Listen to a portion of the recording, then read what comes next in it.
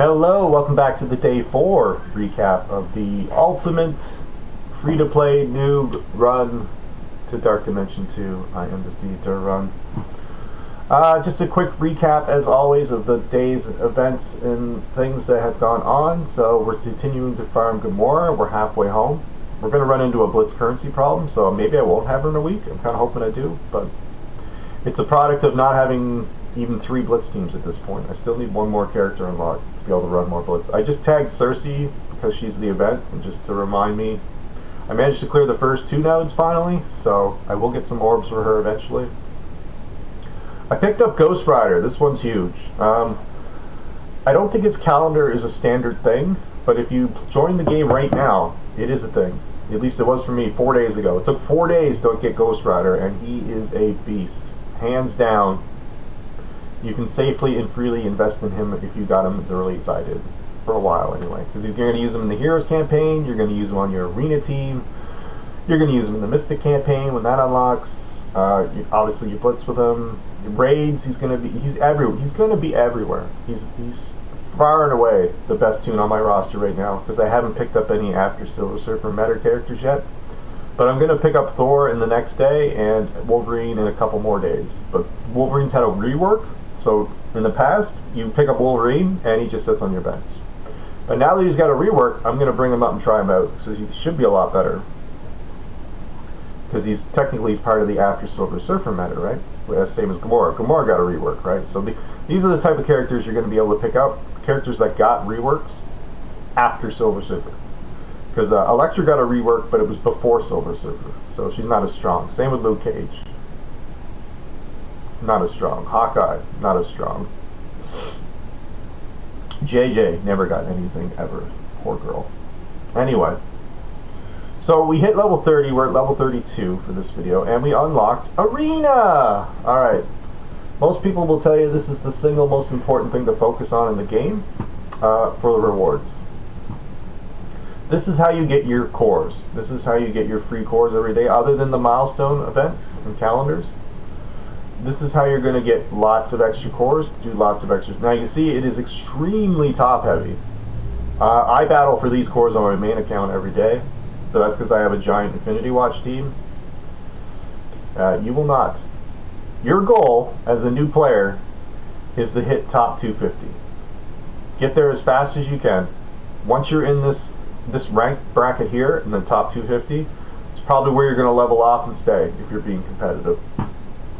But this is the goal. That way you'll get 100 extra cores every day. That's 2 energy refreshes.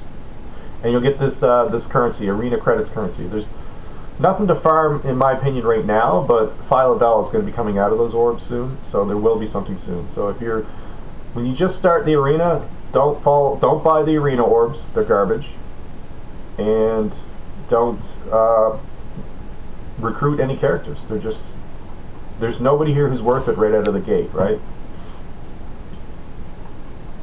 You can make arguments for people, but they're just arguments, right? If you're looking to speed run and get into the content as fast as you can, like Dark Dimension 2, the point of this run, there's just no one here that's worth it.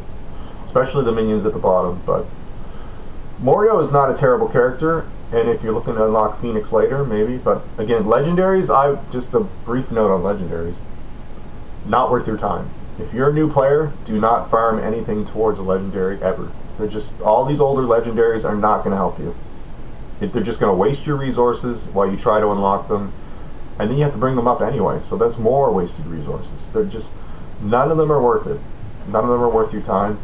Again, but if you're a new player, Phyla-Vell, once she drops in here, which I think is coming up this week, she'd be worth farming, so just continue to save all your arena credits for her. She's only a 45 unlock as well, so you should get her in a couple weeks after she drops. Maybe even faster if you've been hoarding your arena credits like I have. So she's going to cost a lot. She's going to be 975 out of the gate. Basically 1,000 a pull. So I have enough for 10 shards right now. Again, another reason why you want to climb those arena ranks quickly. And climbing the arena ranks, don't worry about...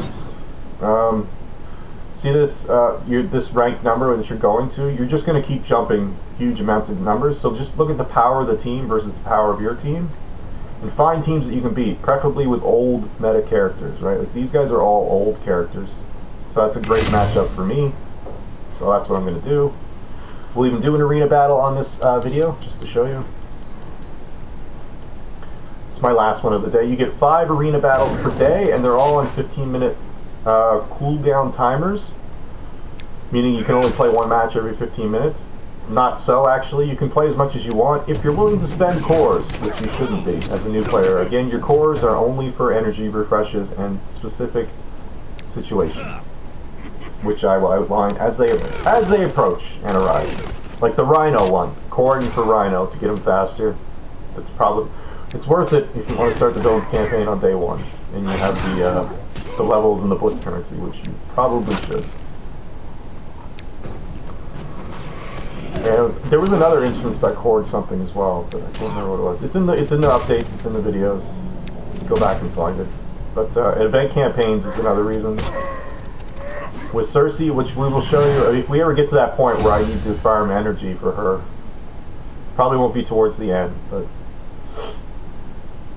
And again, see, it's a brand. Look, see, 9,000 power. That's great. Spend 25 cores, jump up. I mean, if you're super hardcore, if you want to, I'm not saying don't spend your cores, but I'm saying don't spend your cores. Save them for energy refreshes. Energy is what's going to level you faster and progress you further in the game quicker, and that's what you want. So challenges. We're going to briefly go over challenges again, as I've done most of them for the day. So these are level dependent. You can see they're locked, like level 38, and then unlocked since the previous one. So I mentioned this before with challenges, but if you're a brand new player, I cleared the first 3 tiers on the first day. Because you level up so fast, don't just clear the first tier and then auto the rewards and wait for it to come around again. Clear the first tier once, because you only get 3 charges per day, as you can see in the top corner here. Wait till you're the level for the tier 2, then clear that, and then wait till you're level for the tier 3, and then clear that. And then, bam, you've got 3 levels cleared in one day. And today was the point where I was able to do the same thing with tier 4 and tier 5. I would clear tier 4. I wasn't quite level 28 or 30 or whatever it was to do tier 5, so I just stopped there, waited until I got to that level, because I was still playing. And then once I hit that level, I cleared tier 5, and then used my auto clear on tier 5 twice. So you're always looking to maximize your rewards from the challenges. This is probably the only point in the game where you'll get to do multiple tiers on a single day. So this is like day 1 clear, and this is like day 4 clear for me. I can't remember what the requirements is. Squad level 50, so it even tells you. So you're not going to go from 38 to 50 in one day unless you spent an obscene amount of money on things. So that's the only 2 times you're going to do it. But at the same time, it increases your early game resources. Now the only one that doesn't work that way is the Catalyst challenge, as there's not as many levels to this. So it's broken down differently. And it's also the hardest one because it's blasters. So I'm going to go ahead and try this one more time. I failed earlier, as blasters tends to be the hardest one. Although with some of the newer characters, if you can get them, maybe it will become easier over time. But see, there's characters look, 3 of these guys I don't even want to invest in at all. Like, Punisher's the only guy I'm still investing in. The other 3 I've all stopped. And the only reason Hand Archer got as high as they did is because I needed another villain on my team. Same with Merc Sniper. These 2 made up my 4th and 5th slots on my villain team for now. See, and he's gone. He's dead. They're just not worth the investment, right? But at the same time, they're all you got. So either leave them at level 1 and fail repeatedly and wait till you get new characters, or bring them up a bit, try to make them semi-useful, and get something out of them. And, you know, you'll always get something out of them in Blitz, but that's not a reason to level anyone, really. Again, anybody who you're just going to use on Blitz, you could bring up to level 20 or 25, and then stop. Just enough to open up all their abilities. Don't put any T1 mats on them, T2 mats, they're just not worth it.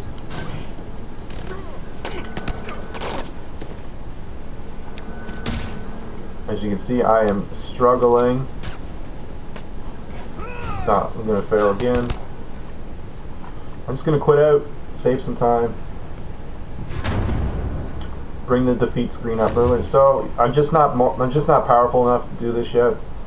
So the option is either to just say, all right, forget it, I'll do it another day, or to wait and see if you unlock more characters during the day. Because again, you unlock a lot early. But I really don't care, so I'm just going to take my my auto wins with the lesser tier, and I'll worry about it the next time it pops up, and we'll try it again. So there's some challenging information and requirements. Yeah. Oh, the one other thing about challenges is they're not all open. Like, see for gold. Recommendations. In gold, you can use any characters. See, and in ability hand, you can only use controllers and protectors. So there'll be certain stricter requirements for certain challenges. Some of them are open, and some of them are very specific, which is why the catalyst is a big problem, because it's blaster specific, and blasters are not very good. They're probably the weakest of all the 5 traits in the game, and usefulness. So a lot of good teams won't even have a blaster on it. So we got Ghost Rider today. We unlocked Arena. We are at level 32. We talked about challenges and Arena. And that is about it for day 4. I'm going to continue playing offline, and we'll be back tomorrow with another stream, hopefully, and an update. Although I have to go to the doctor, so it'll be probably later than this. I probably won't be getting home until around this time. So, but anyway, follow along on Twitch, subscribe and like on YouTube. I am the durrun, and we will see you tomorrow with another one.